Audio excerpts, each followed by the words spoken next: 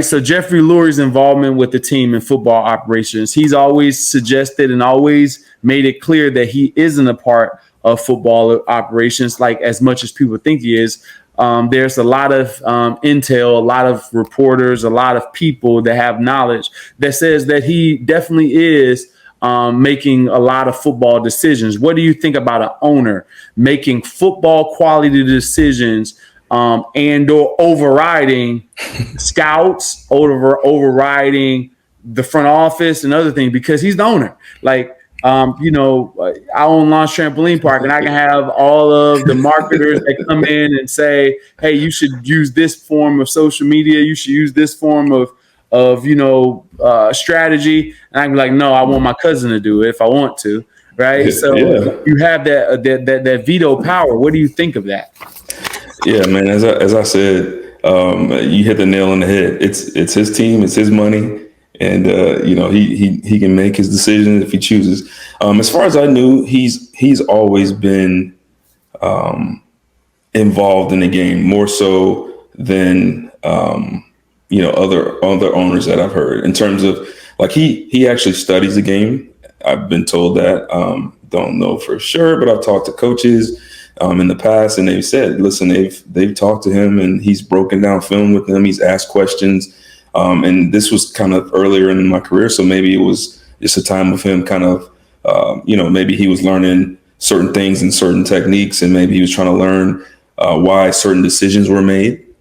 And so as far as I know, he's always been, pretty involved in the game in that aspect. I don't think he's the type of owner that's going to, like Al Davis, call down from the box and tell him to throw the ball deep. I don't think he's going to do that kind of stuff. Yeah. So, but I do think he's very involved. And, honestly, it's his team. It's his right. It's his, if it's his decision. And he's had some really good teams over the years. And so I think for the most part, he's done a good job. I think there was a little bit of a lull there, especially around the Chip era days and after that. And I think he kind of figured out maybe you should take a little bit of a step back. But I think he was always involved with, a lot of stuff that's going on the actual football field. Yeah, I agree with that, Q. I agree with that. He's around the game a bunch. He's at practice a bunch. Mm-hmm. He definitely watches film. I've talked to him about watching film multiple times about different players and him asking me guys that he likes and stuff like about guys that he is considering. So I know that he watches the game. I know that he will do anything to win. The one thing that I say about an owner, this is one thing I can't respect Jeffrey Lurie for, is that he doesn't waste or he doesn't hold back with giving the players what they need in order to succeed. There's a lot of organizations that will not put the money into the players and into the facilities, into the technology, into the overall experience as a football team in order to have the winning edge.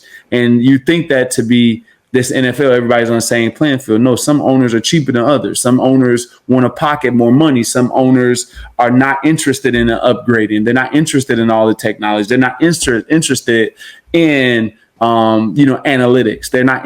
He will do anything in order to win games, and that's the thing that you have to respect. So anything that he's doing is coming from a place of trying to win.